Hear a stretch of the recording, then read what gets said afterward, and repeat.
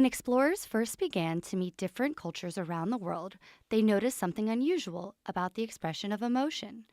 The face a foreign person made to show happiness, anger, or surprise was exactly the same face people made back in their home country. The scientists began to wonder, do all people across culture share the same universal facial expressions for emotion? Dr. Paul Ekman, a world-renowned psychologist, set out to answer this question. And from his decades of research, we have come to understand the true complexity of human emotions. The big question in going to New Guinea was not, am I going to find out whether they're universal? I already knew they're universal. Is, can I get scientific evidence? As a young scientist, Dr. Ekman traveled to the remote highlands of Papua New Guinea to study the four tribesmen. To prove his theory, he had to show that even these people, who had never met other cultures, shared the same universal facial expressions for emotion. I collected stories, and the stories were just what I would have expected.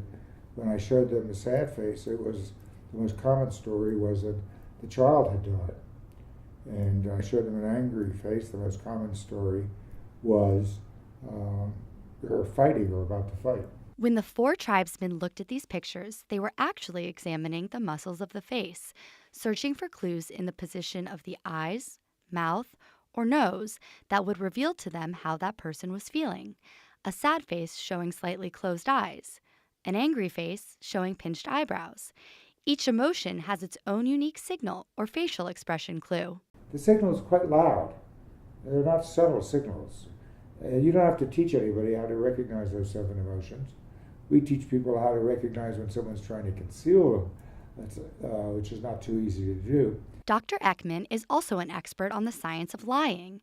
His research investigates the facial movements involved in hidden emotions and creates techniques for detecting when people are hiding the truth. The facial expressions of emotion are involuntary, and they come from an area of the brain that you don't have voluntary control over. Some people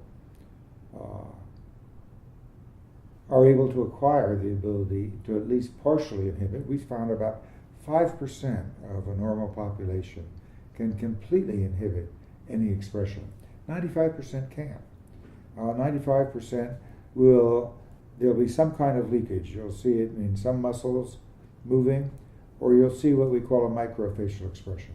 A very brief, about a 25th of a second, that most people will miss unless you've been trained to see them. But you can learn to see them. When people lie, some part of the emotional signal, a small clue from a raised lip or a quick look of the eyes, leaks out. This is because micro-expressions, like breathing, blinking, and yawning, are controlled by our involuntary nervous system. When we feel pain, ouch! The muscles of our face move automatically. And like a reflex, we cannot control this reaction. Discovering this fact was key to understanding how facial expressions and felt emotions are connected. Almost with one exception, all of my discoveries that have had import were the result of accident. I can't take credit for the idea, but when an opportunity fell into my lap, I persevered like mad. And I aimed as high as I could see, and a little higher. Interested in examining facial expressions and making your own discoveries? Aim high, persevere, and visit the Curiosity Machine to learn more.